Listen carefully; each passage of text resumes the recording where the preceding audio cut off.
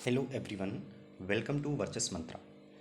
आज इस वीडियो में हम यूपी एएसआई से संबंधित न्यूज़ को कवर करेंगे, जिसकी डॉक्यूमेंट वेरिफिकेशन शेड्यूल हो चुकी है। इसमें ओ लेवल या उसके इक्विवेलेंट डिग्री और डिप्लोमा में बहुत सारा कन्फ्यूजन आप लोगों को है, जिससे रिलेटेड क्लैरिफिकेशन मैं यहाँ पे आपको इस वीडियो में बताऊँगा। इसमें 3 टाइप के कैंडिडेट्स सम्मिलित होने की संभावना है। पहला डिग्री होल्डर, दूसरा डिप्लोमा होल्डर और तीसरे सर्टिफिकेट वाले। यहाँ पर जो डॉक्यूमेंट वेरिफिकेशन होता है, जो पैनल आपका डॉक्यूमेंट वेरिफिकेशन करेगा, उससे केवल ये अपेक्षा की जाती है, बोर्ड को यह अपेक्षा होती है कि अभ्यर्थी द्वारा आवेदन पत्र में जो सूचनाएं दी गई हैं, यथा अगर आपका नाम XYZ है, पिता का नाम ABC है, माता का नाम PQR है, तो यही डेटा आपका 10th की मार्कशीट में भी होना चाहिए। कहने का अर्थ ये है कि जो आपने आवेदन पत्र में सूचनाएं अंकित की थीं, उनका मूल दस्तावेजों के साथ मैच होना, ये होता है डॉक्यूमेंट वेरिफिकेशन। फेक सर्टिफिकेट की बाद में की जो बात है वो मैं बाद में इस वीडियो में करूँगा। सबसे पहले आप वैलिड और इनवैलिड डॉक्यूमेंट वेरिफिकेशन को समझ लें। मैंने आपको जैसा कि बताया है कि इसमें 3 टाइप के कैंडिडेट्स होंगे। सबसे पहले हम बात करते हैं डिग्री वालों की। डिग्री जारी करने की क्षमता हमेशा किसी न किसी यूनिवर्सिटी को ही होगी, और यूनिवर्सिटी आपकी वो मान्यता प्राप्त होनी चाहिए, यानी कि UGC से वो मान्यता प्राप्त यूनिवर्सिटी अगर है और आपको डिग्री दी है, जो मैं डिग्री की नाम अब लूँगा, तो आप बिना किसी सोचे समझे डायरेक्टली आप इसमें डॉक्यूमेंट वेरिफिकेशन में सम्मिलित हों और आप सफलतापूर्वक इसको क्लियर करेंगे। सबसे पहले इसमें बात करेंगे BSc कंप्यूटर साइंस की अगर डिग्री है, वैलिड है। BSc computer application, BSc information technology, अगर इन तीनों की डिग्री है, तीनों में से किसी की भी डिग्री है, ये सभी वैलिड हैं। बीटेक में CS यानी कंप्यूटर साइंस, इंफॉर्मेशन टेक्नोलॉजी और इलेक्ट्रॉनिक्स से अगर आपने बीटेक कर रखा है तो भी वैलिड हैं आप। इसके अलावा MTech अगर आपने IIIT से किया हुआ है, ये सारा इन्फॉर्मेशन आप ये इसमें देखेंगे, ये जो नोटिफिकेशन है इसमें लगा हुआ है। अगर आपने MTech कर रखा है तो भी आप वैलिड हैं। BCA अगर बैचलर ऑफ कंप्यूटर एप्लीकेशन है तो भी वैलिड हैं। अब बात करते हैं सबसे ज़्यादा कन्फ्यूजन कहाँ पे हो रहा है। सबसे ज़्यादा कन्फ्यूजन हो रहा है आपको डिप्लोमा में, और ऐसे डिप्लोमा जो PGDCA, DCA, ADCA, इसके अलावा बहुत सारे डिप्लोमा हैं जिनमें कन्फ्यूजन है। इसके साथ ही आपको एक और यहाँ पे देख लीजिए, ITI, ये जो 52 वीक्स का जो कोपा कोर्स होता है, जो ITI कराती हैं, ये भी वैलिड है इसमें। तो अब हम बात करते हैं डिप्लोमा से रिलेटेड। ये कई सारे डिप्लोमा यहाँ पे लिखे हुए हैं। अब वो आपके डिप्लोमा को मान्य करेंगे या नहीं मान्य करेंगे, मैं इसका एक बहुत क्लियर कट आंसर दे रहा हूँ। अगर आपका डिप्लोमा या जो भी सर्टिफिकेट आपके पास है, उस पर लिखा हुआ है कि आपका इंस्टीट्यूट नाइलिट, यानी कि जो जिससे O लेवल आता है बन के, नाइलिट से अगर अप्रूव्ड है, बिल्कुल आप वैलिड होंगे। अगर आप, हाँ, इसके अलावा इसकी जो ड्यूरेशन है वो 1 साल की है। आपका कोर्स कोई भी हो कंप्यूटर में, उसकी ड्यूरेशन 1 साल होनी चाहिए मिनिमम। और आपका जो इंस्टीट्यूट है, इंस्टीट्यूट बहुत सारे इंस्टीट्यूट होते हैं, उस पर लिखा होता है, आपके डिप्लोमा पर भी लिखा होगा अप्रूव्ड बाई फला फला फला, यस, इस तरीके से लिखा होता है, मान्यता प्राप्त करके। अगर नाइलिट वहाँ पे लिखा हुआ है, वैलिड है।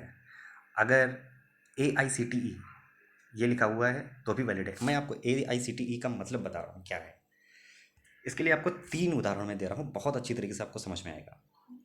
जैसा कि आप समझते हैं कि भारत में सरकारी अध्यापक बनने के लिए योग्यताओं में BEd, DEd, DLEd, BTC, JBT, इस तरीके से बहुत सारे कोर्स संचालित होते हैं। लेकिन ये सारे कोर्स आपने जिस संस्थान से करे हों, वो संस्थान अगर NCTE द्वारा मान्यता प्राप्त है तभी वैलिड होंगे। पहला उदाहरण मैं आपको बता रहा हूँ कि NCTE से, यानी कि national council for teacher education से मान्यता प्राप्त होनी चाहिए, तब आप वैलिड होंगे। ठीक उसी तरीके से अगर आपको भारत में कहीं पर भी मेडिकल के क्षेत्र में, चाहे वो टेक्नीशियन से लेकर के डॉक्टर, सर्जन, कुछ भी बन जाएं आप, आपको अपनी डिग्री और डिप्लोमा ऐसे संस्थान से प्राप्त करने चाहिए जो संस्थान मेडिकल काउंसिल में रजिस्टर्ड हो, तो आप मेडिकल के क्षेत्र में काम कर पाएंगे। ठीक तीसरा उदाहरण मैं आपको बता रहा हूँ। पूरे भारत में आप लॉयर, जज, एडवोकेट तभी बन पाएंगे जब आपके documents bar council of India से अप्रूव्ड किसी संस्थान द्वारा निर्गत किए गए हों। वैसे ही टेक्निकल एजुकेशन के लिए एक काउंसिल बनाई गई थी, इसका नाम है AICTE, यानी all India council for technical education. अगर आपका संस्थान इस काउंसिल से मान्यता प्राप्त है, सर्टिफिकेट पे ये चीज़ मेंशन है, आपको बिल्कुल डरने की आवश्यकता नहीं है, आप वैलिड होंगे। यूजीसी से अगर मान्यता प्राप्त है, ये देखिए साफ साफ लिखा हुआ है इसमें, यूजीसी से मान्यता मान्यता प्राप्त है तब भी आप वैलिड हैं। इसके अलावा एक और चीज़ है जहाँ से आप वैलिड हो सकते हैं, वो है यूपी डेस्को। ये उत्तर प्रदेश सरकार का एक उपक्रम है। इससे अगर आपका इंस्टीट्यूट मान्यता प्राप्त है तो भी आपका कोर्स वैलिड होगा। अब ये सारे कोर्स आपके वैलिड हैं। वैलिड कौन से नहीं होंगे? जो किसी समिति द्वारा, मेमोरियल ट्रस्ट द्वारा, किसी एनजीओ द्वारा जो कोर्स संचालित किए जाते हैं, वो कोर्स वैलिड नहीं होते। सरकारी विभाग में नौकरी या नियुक्ति के लिए ऐसे कोर्स मान्य नहीं किए जाते हैं किसी भी। लेकिन यहाँ पे मैं एक चीज़ और क्लियर कर दे रहा हूँ कि अब किसी इंस्टीट्यूट का नाम में मिशन लगा हुआ है, नाम में ट्रस्ट लगा हुआ है, उसका मतलब ये नहीं हो जाता है कि उसने मिशन से ही मान्यता प्राप्त की। हो सकता है उसके नाम में मिशन हो, नाम में ट्रस्ट हो, उसके नाम के आगे लगा हो XYZ मिशन, XYZ कंप्यूटर साक्षरता मिशन, लेकिन इसका मतलब ये नहीं हुआ कि उसने किसी ट्रस्ट के अंतर्गत उसी मान्यता प्राप्त की। हो सकता है उसकी मान्यता किसी AICTE अप्रूव्ड ऑर्गेनाइजेशन के रूप में हो। तो ये आप चेक कर लें, या अपनी मान्यता प्राप्त जो भी संस्थान है उससे कंफर्म कर लें।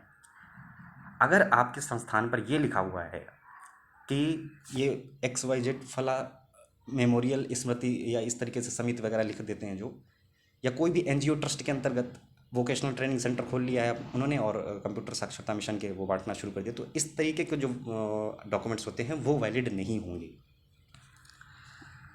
अब इसके बाद में और मैं चेक कर ले रहा हूँ, हाँ जी, PGDCA की बात कर रहे थे। PGDCA में क्या है, जस्ट अ मिनट, हाँ, PGDCA में जो आप बात कर रहे हैं, तो PGDCA एक्चुअली क्या है कि post graduate diploma in computer application होता है। बहुत से ऐसे कैंडिडेट हैं जिन्होंने ग्रेजुएशन के बाद में PGDCA किया है, उनका तो वैलिड होगा, लेकिन ग्रेजुएशन के साथ में PGDCA करना कहीं भी मान्य नहीं होगा, क्योंकि इसका नाम ही रखा गया है post graduate diploma in computer application. और PGDCA करने के लिए आप किसी भी मान्यता प्राप्त इंस्टीट्यूट में जाएंगे तो हमेशा आपसे कहेंगे कि ग्रेजुएशन की मार्कशीट आप जमा करो, कागज़ में लगाओ। जब वो करवाते हैं 10th की, 12th की, सभी लगते हैं भाई। अगर आप जेन्युइन तरीके से कर रहे हो काम तो उसमें डॉक्यूमेंट्स लगते हैं। तो ये अगर आपका PGDCA और ग्रेजुएशन सेम ईयर है तो प्रॉब्लम हो सकती है आपको, ये सोच लें आप। इसके अलावा अब हम लास्ट में बात कर रहे हैं कि फेक सर्टिफिकेट क्या होते हैं। हाँ जी, तो फेक सर्टिफिकेट क्या होता है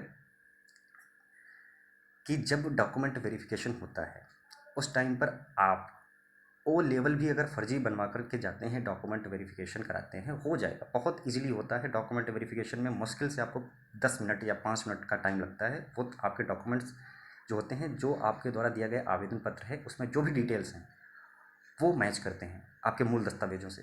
दस्तावेज से मैच होने के बाद में आपकी एक फ़ाइल बन जाती है और वो फाइल सीधा जाती है बोर्ड को, और बोर्ड आपका वेरिफिकेशन इंटरनली स्टार्ट कर देता है जैसे ही इसका फाइनल रिजल्ट आएगा। फाइनल रिजल्ट मतलब जब आपकी टाइपिंग हो जाएगी उसके बाद में जिनकी नौकरी लगती है उनका वेरिफिकेशन होता है।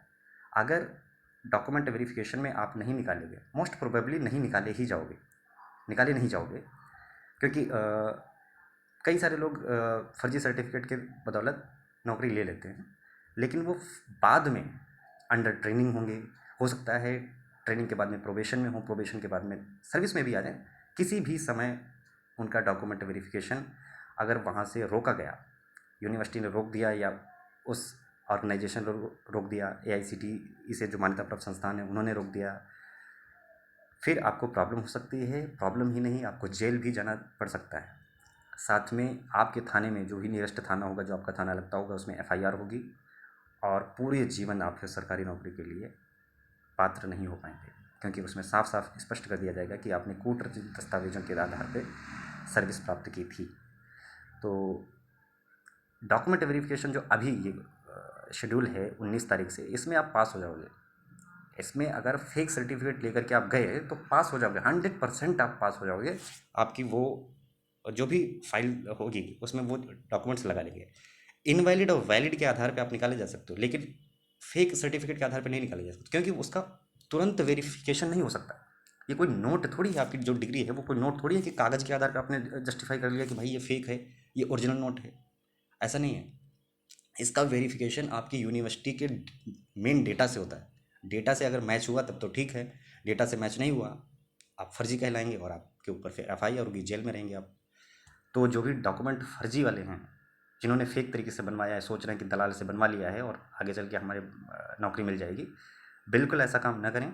डॉक्यूमेंट वेरिफिकेशन में आप पास हो जाएंगे, कोई प्रॉब्लम नहीं, पास हो जाएंगे। अगला जो स्टेज है टाइपिंग का, वो भी आप क्लियर करेंगे, उसमें भी जाएंगे, लेकिन सीट जरूर ख़राब हो जाएगी, और सीट ख़राब हो जाएगी तो आपकी लाइफ ख़राब हो जाएगी, ये प्रॉब्लम होगी। तो ये थी आपकी वीडियो।